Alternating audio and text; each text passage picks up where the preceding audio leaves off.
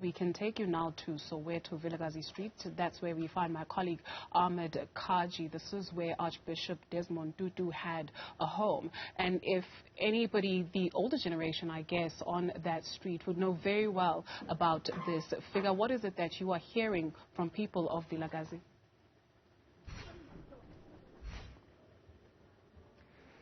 Many local residents and people of Vilakazi Street who have spent the foreseeable last few years have spoken fondly of the Archbishop Desmond Tutu and his family. Just reflecting on what a kind, what a wonderful family they were, how they opened their houses, how they opened their home and their hearts to the community around them. We do know that this is an important street when it comes through to historical figures such as Nelson Mandela also having a home over here as well.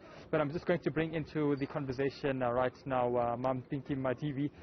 She's actually a family friend of the Tutus and actually has spent quite a lot of time with them over the last few years and perhaps in recent decades back when the Arch actually lived in Johannesburg. Mam Pinky, thanks very much for your time. Just your reflections on the time and the life of Archbishop Tutu. I remember I was young. I was coming from the boarding school. By then I was 19. And then we were very close with the family of Desmond Tutu when they arrived from Lesotho. And then my mom, Rose Sikute, was a friend with Auntie Leah.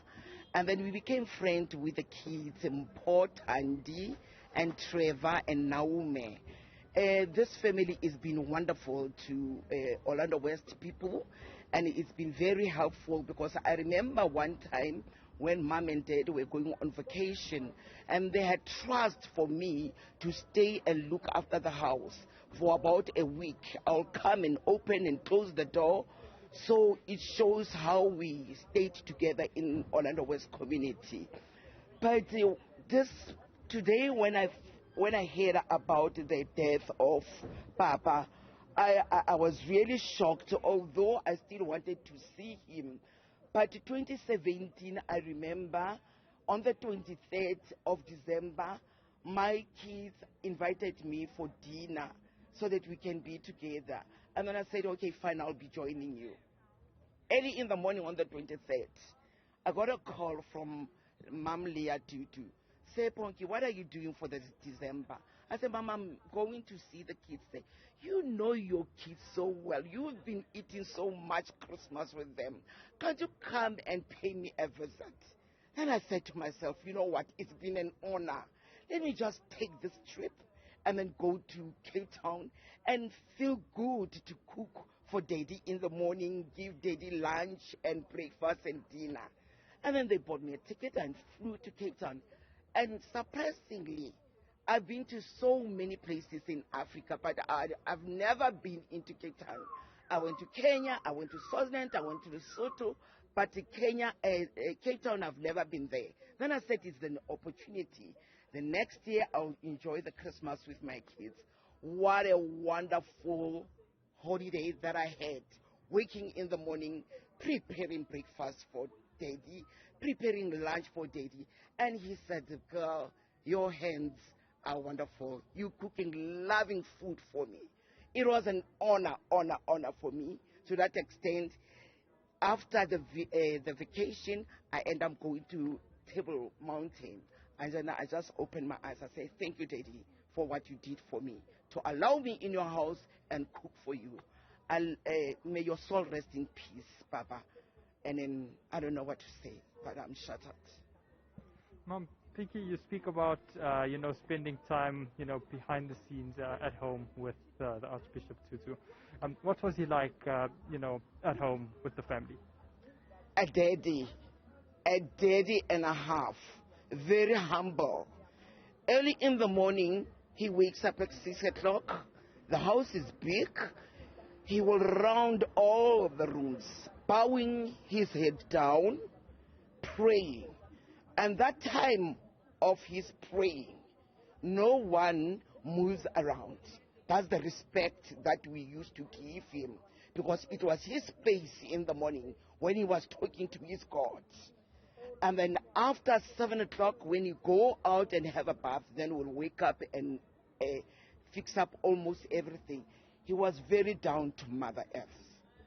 Not too much talks, but praying all the time. And he was really praying for South Africa. And I so wish our leaders, they can understand that without a prayer, nothing will go right. So that's what I can say about this man. He was a warrior in prayer, praying. What would be your fondest memory that you have of him? I remember one day when my daughter bought a car and I was staying next to Sakunzi. I had a B&B called Harambe B&B, but you know the business that we normally do here in the location, we do business verbally. And I've spent money and I've forfeited money, but I feel like crying because as Desmond Tutu have passed on, the person that I was occupying the house for the B&B, it was in Kelematlari. Where else I've heard that he passed on the 23rd. May her soul rest in peace. So while I was staying at Kelematlari's house, my daughter bought a car and my daughter drove next to the gate of Matlari's gate. While my child was parking, Sakunzi was coming out from his car, opening his restaurant. And a daddy was gymming, facing my son's car. Then I said, Dad, look what is happening. Lily have bought a car. And then daddy just turned, stopped, never wanted to jog. And Sakumzi went to the restaurant, took out the champagne, and then daddy just, we shook the champagne, and then daddy just hold my daughter's car and prayed and said, may God be with you. Those are the moments that he stopped as I told him, and he prayed, and there was nobody in Vilakazi Street. That memory, that's why I say I'll always remember him. May his soul rest in peace and rise in glory. And Mam Leah, be strong. We are here in Vilakazi. We know how humble you guys were. Now, speaking towards what his role was in South Africa, I mean, he was part of the Truth and Reconciliation Commission in, bringing South Africa together. I'm sure that must have been something you are very proud of, having known him personally. With the Truth and Reconciliation, to tell the honest fact, it benefited some of the people. Other people I have not benefited. Like for an example, my mother still have an SP number. I still have an SP number as an activist.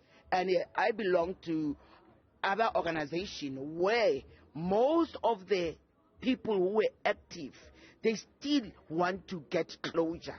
So we're asking the government to look at those people so that at the end of the day, everybody must enjoy. Pinky, thank you very much for your time and condolences, wishing you all the strength during this time. There you have it, Tutu, just family, friend, Mom Pinky Majivi, just giving us some of her insights and some of her experiences with Archbishop Desmond Tutu and his family. Mampinki, speaking of her time in Kenya, and quite interestingly, Bob Desmond Tutu was quite impressed with what it is that Jomo Kenyatta had done with the East African nation back in the time